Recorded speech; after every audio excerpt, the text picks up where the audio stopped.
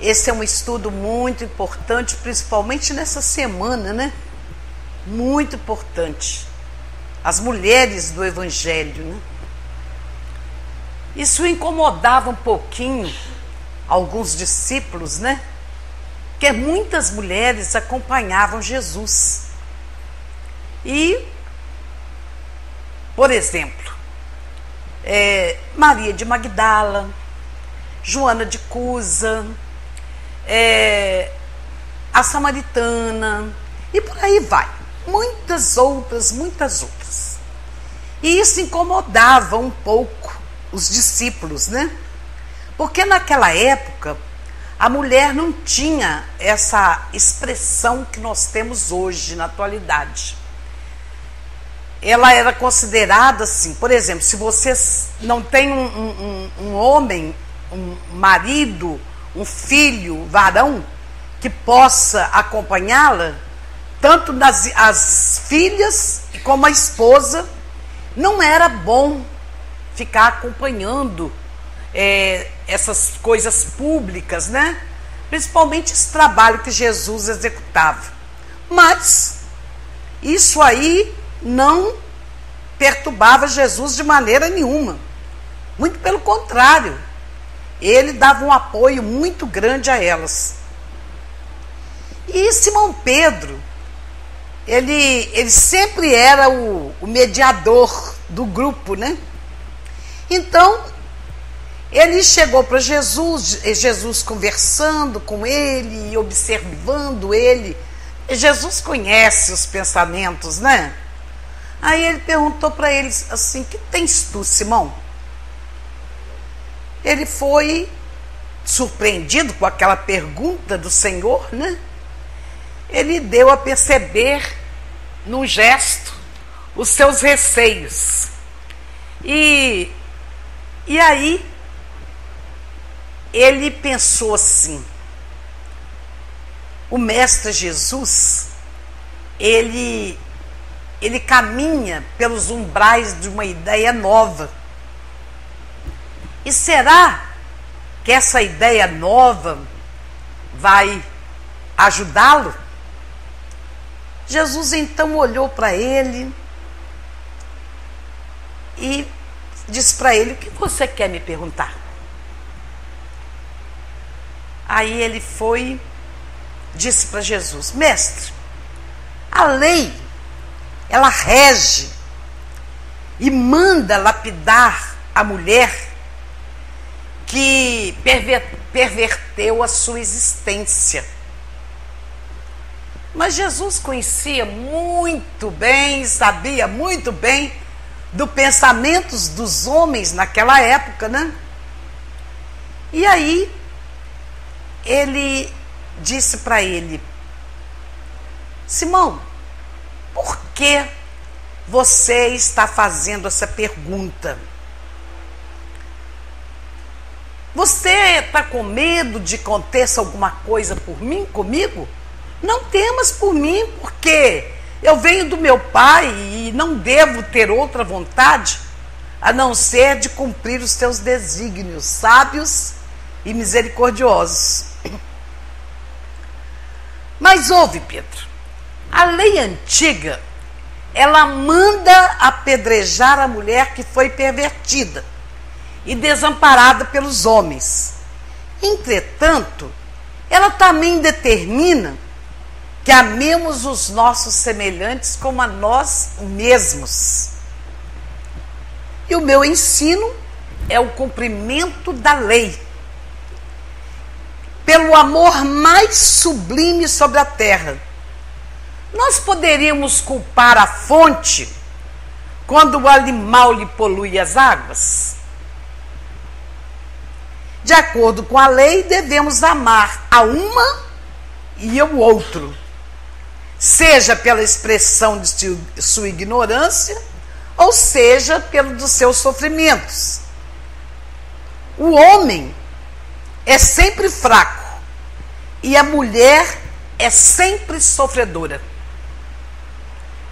Mas, mestre, o senhor considera que o homem é sempre fraco? está me tocando profundamente. Jesus então disse: eu vou te explicar que quando você está se colocando, que eu estou te chamando de fraco, eu quero te dizer que a mulher, ela não é superior ao homem. Muito pelo contrário. Nós somos iguais, tanto o homem quanto a mulher. Só existem funções diferentes. Aí a gente vai lá no Livro dos Espíritos, né? Quando Kardec pergunta aos espíritos, né? Se são iguais perante Deus o homem e a mulher, e os espíritos respondem: eles são iguais. As funções é que são diferentes. A mulher é a educadora por excelência, e o homem é o mantenedor do lar e da educação junto com a mulher. Então eles têm as funções são um pouco diferentes, mas elas são iguais. Então Jesus disse para ele, amorosamente: Simão Pedro, as tarefas de ambos se equilibram no caminho da vida, completando-se perfeitamente para que haja em todas as ocasiões o mais santo respeito mútuo. E nós precisamos considerar, todavia, que a mulher recebeu a sagrada missão da vida, tendo avançado mais do que o seu companheiro na estrada do sentimento. E ela está, por isso, tão perto de Deus quanto os homens. E ele disse que nas mensagens cheias de sabedoria e de misericórdia, nós temos que ver que em todas as realizações humanas há sempre o traço da ternura feminina, levantando obras imperecíveis na edificação do espírito, porque é dela a responsabilidade de preparar e de orientar aquele espírito que ela trouxe ao mundo. E na história dos homens ficam sempre o nome dos políticos, dos filósofos, dos generais. Em todos eles, mas todos eles são filhos da grande heroína que nasce. Nascem de uma grande heroína. Mas ela passa em silêncio, desconhecida de todos, muita vez dilacerada no seu silêncio e até nos seus sentimentos mais íntimos, ou exterminada nos sacrifícios mais pungentes. Mas também Deus, Simão, passa ignorado em todas as realizações do progresso humano.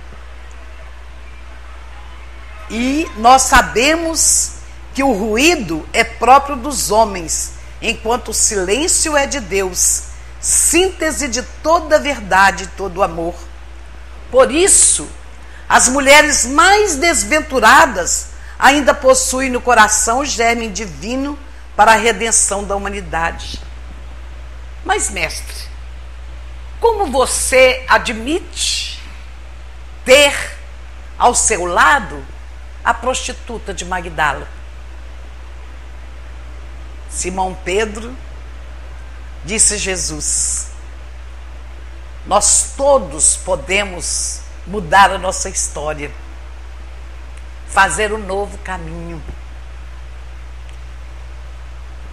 Simão Pedro então olhou para Jesus e disse: tens razão, Senhor. Murmurou com uma certa humildade: sim, Pedro, nós temos razão. Replicou Jesus com bondade: e será ainda a mulher que buscaremos confiar a missão mais sublime na construção evangélica, dentro dos corações do supremo esforço de iluminar o mundo. E o apóstolo conservou-se, no entanto, em silêncio e olhou para Jesus e disse: obrigado, mestre, por ter me ajudado, por ter me orientado. Eu precisava ouvir esse ensinamento. Isso é muito importante para mim. Então, a partir dali, ele passou a olhar Maria de Magdala de uma outra maneira. E todas as outras mulheres, ele passou a ver de outra maneira. E quando Jesus vai ser condenado, vai ser crucificado, quem acompanhou Jesus até o Calvário? As mulheres, porque os homens tiveram medo de ser presos. Só um discípulo, o mais jovem de todos, que é João, que até está a mensagem ali de São Francisco de Assis, que nada mais é do que João, o evangelista, que reencarnou como Francisco de Assis. Apenas ele foi buscar Maria em casa e a levou até o Calvário. E as mulheres é que acompanharam Jesus. Por quê? Porque os homens tiveram medo de ser presos. Porque eles pensaram assim: como eles estão condenando o mestre, eles vão nos prender também. Então, João, junto da cruz, junto com Maria, né? Nós vamos ver um dos maiores ensinamentos para a nossa vida, principalmente no momento atual. Porque Maria, olhando Jesus já crucificado, porque ela chegou, ele já estava na cruz, ela começou a olhar e perguntar: meu filho, o que te fizestes? Por que você mereceu essa cruz? Qual a maldade que você fez? O que você fez para merecer esse sofrimento tão grande? E aí, ela pensou: você cuidou dos desamparados, dos pobres, dos famintos, dos aleijados, dos cegos, dos surdos, dos mudos. E agora você está aí nessa cruz, junto de 2 ladrões. Então ela começou a olhar novamente para a cruz e começou a pensar, voltar lá no passado, desde quando lhe foi anunciada que ela seria a mãe do Messias prometido. Ela lembrou do nascimento de Jesus, daquela estrebaria simples, humilde, né? Depois lembrou da fuga para o Egito, para salvar o filho das ordens de Herodes, né? E ela lembra da volta dela para Nazaré, a casa simples e humilde em que eles foram morar, mas que o menino era aquela doçura, aquele carinho, aquele amor. Ele ia pelas estradas empedradas, né? E conversava com as pessoas, com os transeuntes, que muita gente passava por ali para ir para Jerusalém. Falava da ventura de Deus, o nosso Pai. E ela começa a lembrar de como ele fazia com aqueles que estavam famintos e os conduzia até a sua casa e pedia para que ela desse um caldo quente, um copo d'água. Até que um dia ele apareceu lá com 2 malfeitores, reconhecidamente malfeitores do Vale do Misepe. E ela chamou ele lá dentro e falou: meu filho, você não podia ter trazido esses dois homens aqui, eles são malfeitores, reconhecidamente malfeitores. Falou: mãe, que importa, eles são nossos irmãos. E ela dá um alimento para eles, eles agradecem muito, vão embora. E depois daquele caricioso ambiente doméstico, né? Ela começa a lembrar daqueles momentos em que ele ia para a carpintaria ajudar José a bater os pregos, né? E ela então pensou: ele ajudou a bater os pregos e agora pregaram ele na cruz. Ele ajudou a bater os pregos construindo camas, cadeiras, mesas, e agora ele está aí, pregado numa cruz. E aí, aquele olhar suave de Maria, as outras mulheres todas à sua volta, né? Lhe dando força, lhe dando coragem, e ela se sentiu como uma alma angustiada. E ela entendeu que Jesus estava chegando aos últimos momentos,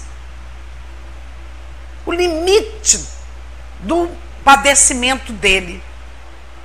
E alguns populares mais exaltados gritavam palavras agressivas, pancadas. E ela foi e olhou para João,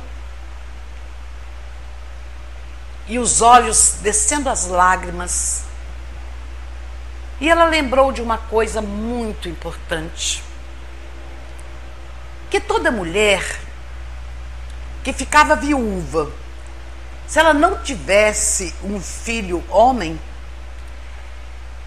ela, quando o marido morria, ela ficava só, se ela tivesse filhas, com filhos, ou se não tivesse as filhas, ela ficava sozinha, e os seus bens eram todos tomados, e ela era levada para o depósito das viúvas, e se tivesse filhas, eram levadas para o depósito das virgens. Mas se o marido ou o filho que ela tivesse entregasse para um outro homem cuidar dela, isso era perfeitamente correto, juridicamente correto. Então, ela olha novamente para Jesus e ela se depara com João, que vem e coloca as mãos nos seus ombros. E Jesus, então, nesse último momento, ele olha para Maria e diz: mulher, eis aí teu filho. Filho, eis aí tua mãe, olhando para João. Isso foi juridicamente perfeito. Ele, no alto da cruz, entregou Maria para que João cuidasse dela. E foi naquele momento que aqueles olhos misericordiosos envolveram Maria no seu amor maior. Que carinho, que respeito Jesus nos ensina neste momento. E aí, ele vai, nesse último momento, expressar a última palavra: Pai, perdoai-os, eles não sabem o que fazem. Maria se envolveu num véu do pranto, chorava abraçada a João. As outras mulheres vieram abraçá-la também, porque ali Jesus estava se praticamente desligando do corpo, né? Mas não vai ser de imediato, como não é conosco também.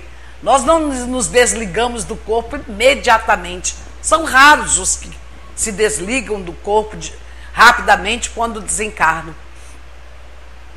Então, Maria, sofrendo muito, ela foi para a casa de Maria Marcos, que é a mãe de Marcos, que era ainda um jovenzinho, 15 para 17 anos, e ele vai ser um dos escritores do Evangelho.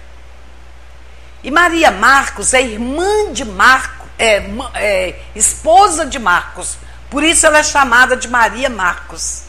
E é na casa deles que Jesus se reuniu com os discípulos, lá num que eles chamam de cenáculo, na casa, né? Tipo um salão, onde se fizeram a última ceia, e depois eles se reuniram todos lá após a crucificação de Jesus. E então Maria vai para lá com eles. Acontece que Maria de Magdala vai até o local lá onde foi colocado o corpo de Jesus, no túmulo, né? E 3 discípulos também vão. E eles chegam lá e encontram tudo vazio, só tem aqueles lençóis brancos que cobriram Jesus, cobriram a sua cabeça. Então eles não encontraram nada, foram embora e Maria ficou lá no jardim. Aí, Maria ali, ela vê um vulto que se aproxima dela, Maria de Magdala, e quando ele se aproxima dela, ela vai querer tocá-lo e ele diz: não me coloque a mão, não me toque, porque eu ainda não fui para meu pai. E disse para ela que ela fosse até os discípulos e dissesse para eles que ele estava vivo, que ele havia ressuscitado. E ela vai então até o local onde eles estão para falar com eles. Eles disseram: nós também estivemos no túmulo e não vimos Jesus? Como que ele vai aparecer para você, uma prostituta? Aí,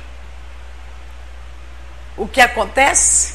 Jesus adentra o salão, o cenáculo, e estendeu as mãos e disse: que a paz de Deus esteja com vocês. E é naquele momento maravilhoso que Jesus vai mostrar para eles que a gente não deve fazer acepção de pessoas, nem de sexo, nem de cor, nem de nacionalidade.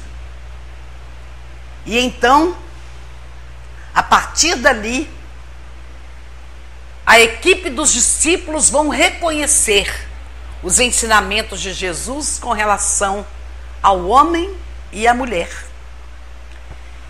E então Maria vai ouvir tudo que João tem para preparar para ela, leva ela para a casa de alguns parentes dela, e ele diz para ela que eles vão ter que sair divulgando o Evangelho, e que assim que ele arrumar uma casa adequada, ele vai levar Maria para morar com ele. E acontece que ele foi um dos maiores divulgadores do Evangelho em Éfeso. Os outros discípulos, alguns se separaram, se dispersaram por lugares diferentes para a difusão da Boa Nova, e Maria, então, ficou aguardando que João viesse buscá-la. Quase 2 anos depois, ele vinha visitá-la, mas ele estava organizando o lugar para eles ficarem, e o pessoal lá de Éfeso ofereceram uma casa para levar Maria para lá, um local muito bonito, assim um pouquinho mais alto, de lá dava para ver o mar da Galileia, aquela coisa linda, um lugar muito lindo, muito suave, muito simples, Aquele vento suave soprava naquele lugar. E então, ele veio buscar Maria e falou para ela: mãe, eu vim buscá-la. Ele passa a chamá-la de mãe. Eu vim buscá-la porque nós já arrumamos um lugar para você morar. E contou para ela que era uma nova vida, que todos eles queriam saber das histórias de Jesus e que ninguém melhor do que ela para contar. E foram então para lá, para essa região, e ali Maria sentava com os transeuntes que lá iam buscar o seu socorro, ouvir as suas orientações, e ali outras mulheres também ajudavam, e ela relatava tudo para eles, desde quando Jesus nasceu, desde quando foi anunciado o seu nascimento. E é uma coisa muito interessante, que eu não sei se vocês sabem, que Lucas, ele era um médico, né? E ele viajava pelos mares, né? Como médico, nos navios. E ele queria conhecer Jesus, a história de Jesus. Então ele vai para Éfeso e passa 2 anos lá, junto com João e com Maria, e por isso que ele é o único dos evangelistas que escreve tudo sobre a vida de Jesus desde o seu nascimento, nos mínimos detalhes, porque Maria foi ditando para ele, foi contando para ele, e ela servia de confidentes para os necessitados, para aqueles que sofredores, e era a coisa mais importante ela estar junto com eles, conversando, contando da vida de Jesus, dos milagres de Jesus. E então, em breve tempo, aquela casa dela ficava cheia. E tinha um senhor que ia lá e passou a chamá-la de Mãe Santíssima. E a casa lá em Éfeso passou a ter o nome de Casa da Santíssima. E Maria contava para eles das lembranças dela como mãe. Porque vamos pensar aqui, quem melhor para contar a história dos filhos quando nascem, quando crescem, não é a mãe? É a mãe. Porque é ela que amamenta, é ela que troca a fralda, é ela que dá um banhozinho, né? Eu tô lá com o nenenzinho lá da minha filha mais velha, que tem 1 mês. E o marido dela fica doido para ajudar, mas ele fala assim: mas eu tenho medo de segurar e ela cair. Eu até brinquei, ele é judeu, ele é lá de Israel. Ela já foi 2 vezes lá em Jerusalém, conhece tudo lá em Jerusalém. E eu falei com ele, viu? O homem é difícil para ele, porque ele tem uma função, a mulher tem outra. Eu converso com ele sobre esse assunto, falo do Evangelho de Jesus e tudo, né? E é importante. Então, Maria conversava com eles horas e horas, batia papo, contava das histórias todas de Jesus, né? E um dia, um senhor estava lá, muito aflito, muito sofrido, e falou com ela: minha mãe, eu preciso muito de um amparo, eu preciso muito de uma proteção, e como que eu vou vencer as minhas dificuldades, as minhas lutas? Elas são muito difíceis, e eu muitas vezes me sinto abandonado, e na estrada escura dessa vida.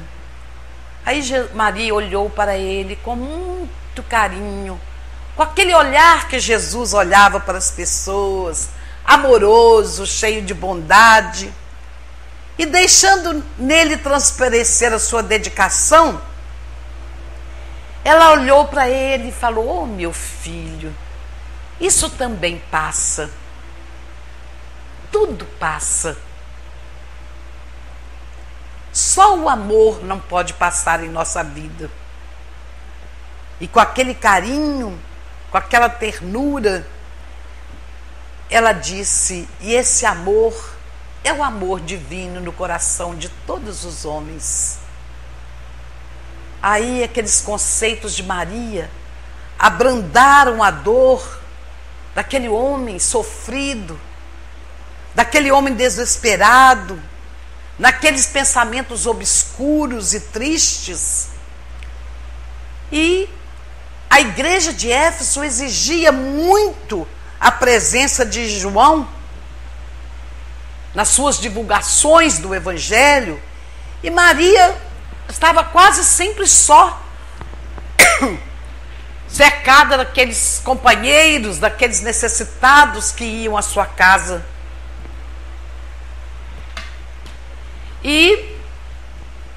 Mas ela nunca achava que ela estava sozinha, porque ela sempre tinha a legião dos humildes para protegê-la, ampará-la, né? Aqueles necessitados que davam-lhe todo o carinho, todo o amor.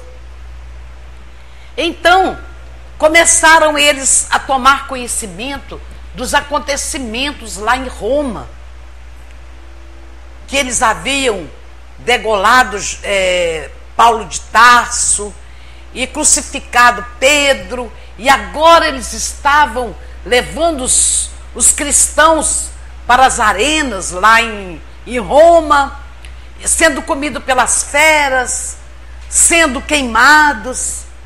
E ela então se reunia com eles para orar junto com eles pela humanidade, que é o que nós mais precisamos fazer no momento atual. Não é só pelo Brasil não, meus irmãos, é pela humanidade. E pelo Brasil mais ainda. Nós precisamos nos unir e orar. E lembrar de Maria nesse momento tão especial. E então, ela juntava todas as pessoas que ali estavam com ela, homens, mulheres, crianças, idosos, e oravam por aquele sofrimento tão grande que estava acontecendo com os cristãos que estavam sendo iniciados no cristianismo, né?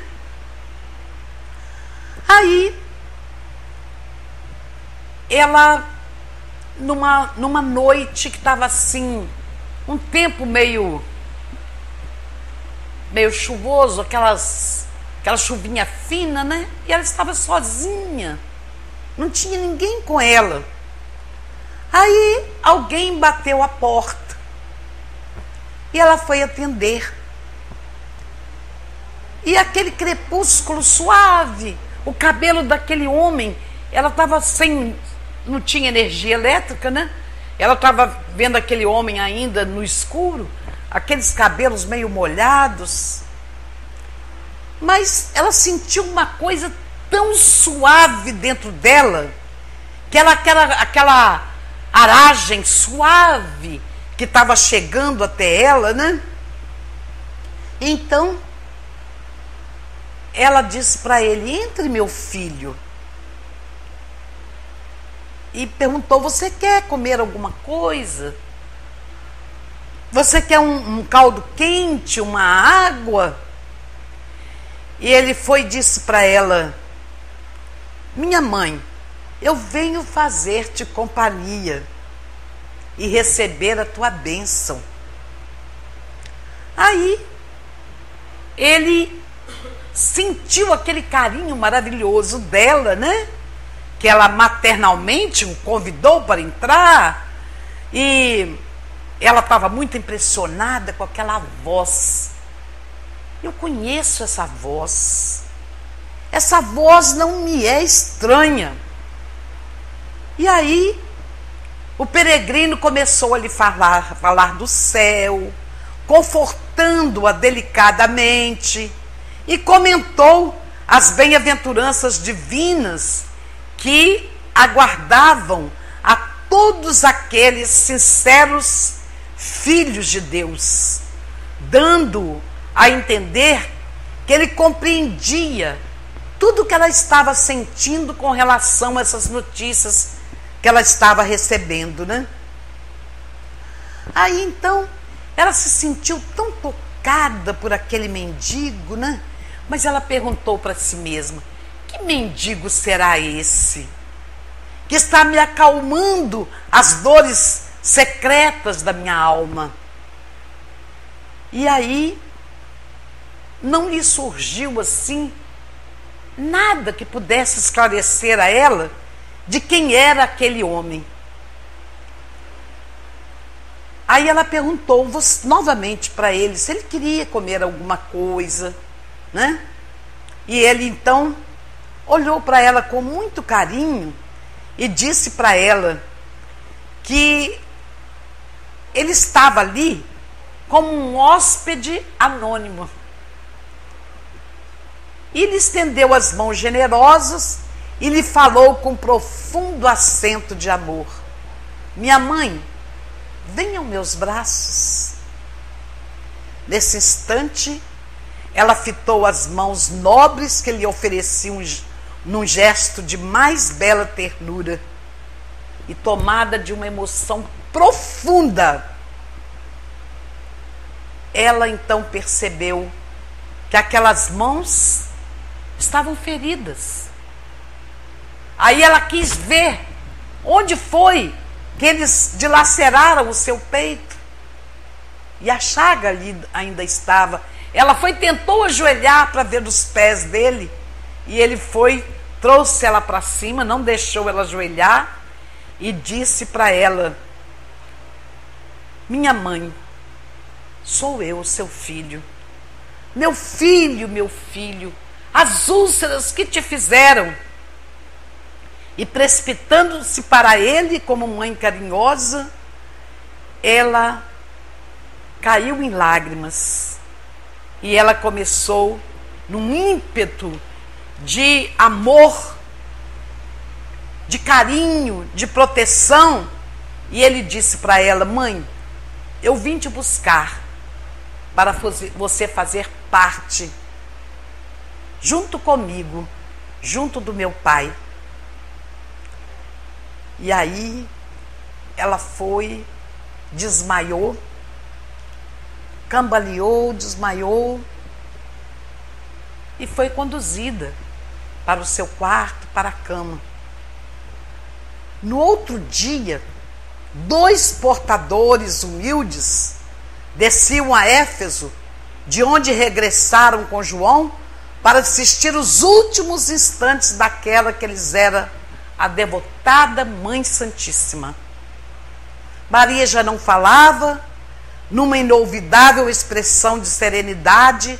Por longas horas ainda esperou as rupturas dos derradeiros laços que aprendiam a vida material. E a alvorada se desdobrava, aquele formoso leque de luz, quando aquela alma cheia se elevou da terra para os páramos do infinito, com aquela grande legião que veio buscá-la, espíritos milenares que vieram buscá-la. E aí ela, experimentando aquela sensação de se estar afastando do mundo, ela disse para eles: por favor, não me levem agora. Deixa eu rever os lugares por onde meu filho passou. E aí eles disseram para ela: mas nós não podemos demorar. E aí eles vão até o lago de Genezaré, aquele local onde Jesus proferiu o sermão da montanha. E ela lembrou-se então de que naquele instrumento de natureza Jesus cantara o mais belo poema da vida e amor, em homenagem a Deus e à humanidade. Aquelas águas mansas, filhas do Jordão maravilhoso e calmo, haviam sido as cordas sonoras do cântico evangélico. Então, a equipe disse para ela: nós precisamos ir embora agora. E ela olhou para eles e pediu: por favor, me leve até Roma.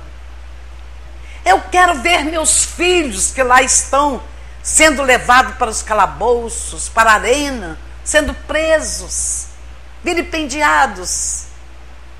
E eles disseram: mas nós não podemos. Não, por favor, me levem sim. Aí, eles não puderam negar, né? E aí eles adentraram uma cidade de Roma, aquela cidade soberba, maravilhosa, espalhada sobre colinas, enfeitadas de carros e monumentos que lhe provocavam um assombro.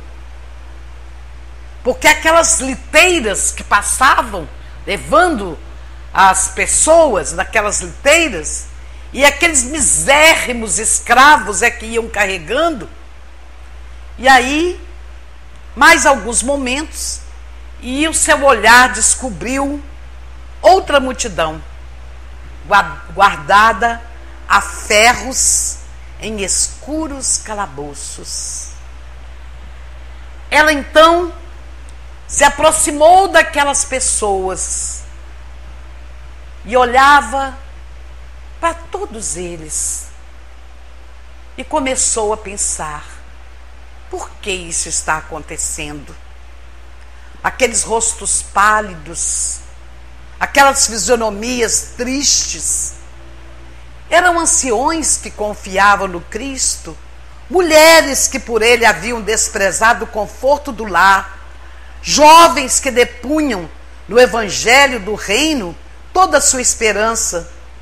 Maria então foi tocando-lhe os ombros, aliviando-lhes os corações. E então, antes de partir, ela deixou um carinho muito grande nos espíritos abatidos, uma lembrança perene que possuía para lhes dar. O que ela podia dar para eles? Ela não tinha nada. Ela estava partindo para os páramos do infinito. Então, ela foi olhando nos olhos daquelas criaturas, e ela então fez uma coisa muito importante. Ela tocou no ombro de uma jovem e disse para essa jovem: cante, minha filha, cante. A jovem então começou a cantar. E aí aquela fila dos cristãos começaram todos a cantar. Abriram a arena e eles foram adentrando a arena, e a equipe que estava com Maria Santíssima, que é a Legião de Maria, desceu e foi retirando os espíritos todos dos corpos, e as feras foram agredindo-os, jogando, destruindo seus corpos dentro do Coliseu. E então eles foram sendo levados por essa pleiade de espíritos milenares. E daí para frente, de olhos contemplando o firmamento luminoso, eles encontraram ali o amor de Jesus, a paz que Jesus nos traz, a esperança.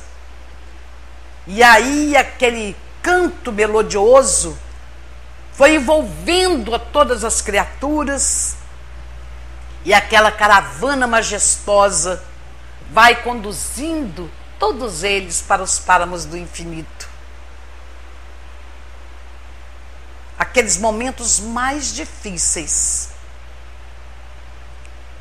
Mas uma coisa muito importante, essa caravana majestosa retorna muitas e muitas vezes na terra para trazer nos momentos de tormentos mais duros.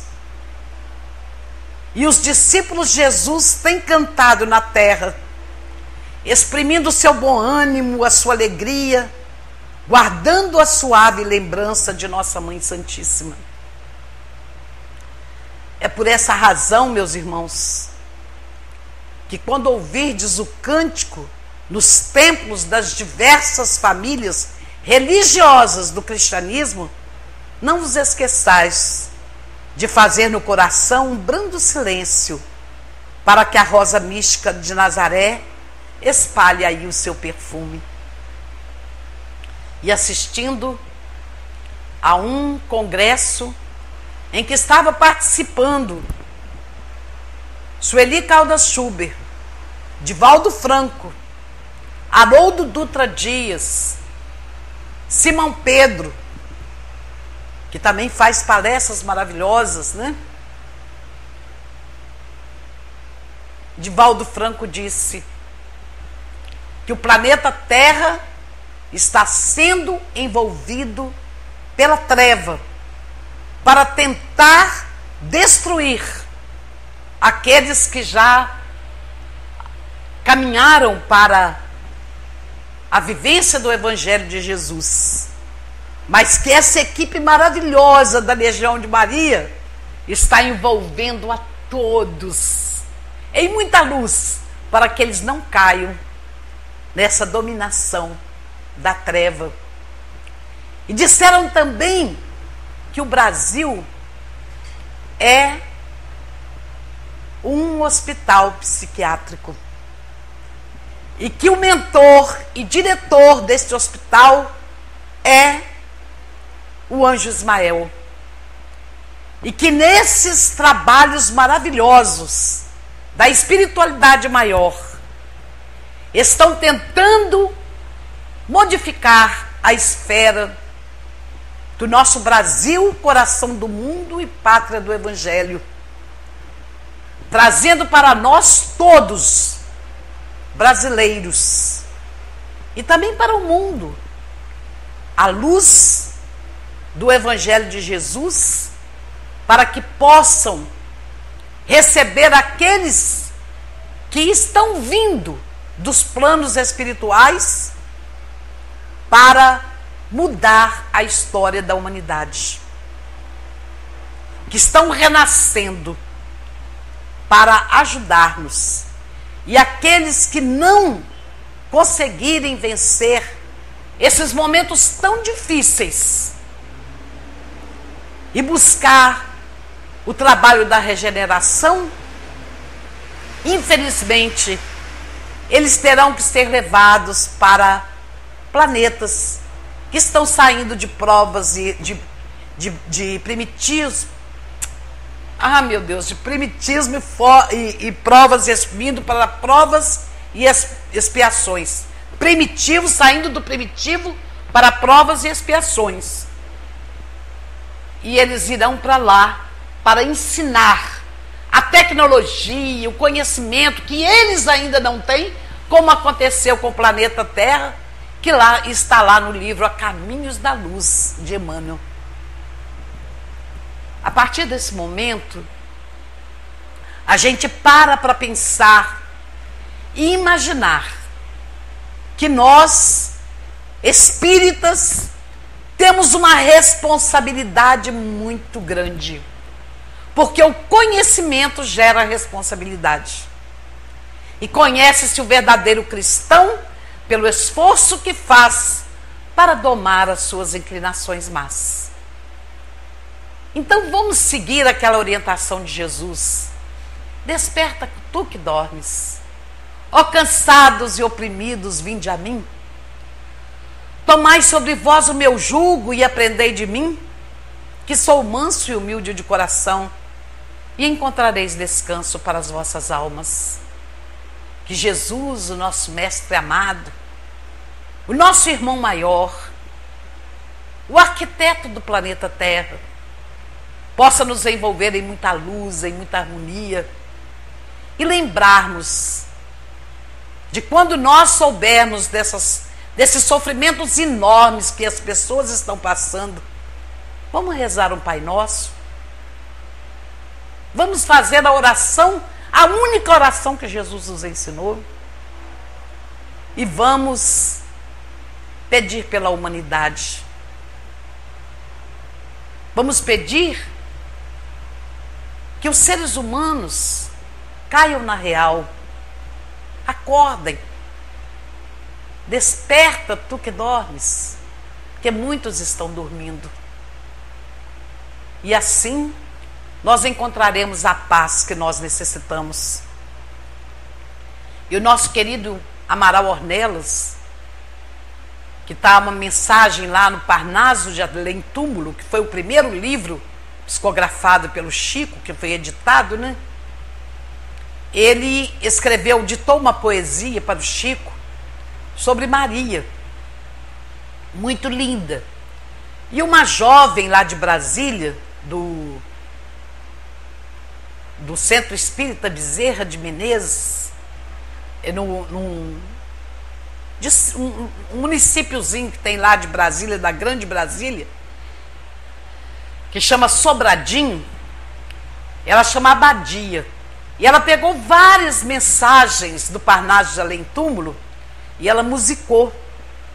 E ela musicou essa mensagem do Amaral Ornelas. Ave Maria, Senhora do amor, que ampara e redime, ai do mundo, se não fora a vossa missão sublime. O Senhor é sempre convosco, mensageira da ternura, providência dos que choram nas sombras da desventura. Bendita sois vós, Rainha, estrela da humanidade, rosa mística da fé, lírio puro da humildade. Entre as mulheres sois vós, a mãe das mães desvalidas, nossa porta de esperança e anjo de nossas vidas. Ave, Ave Maria.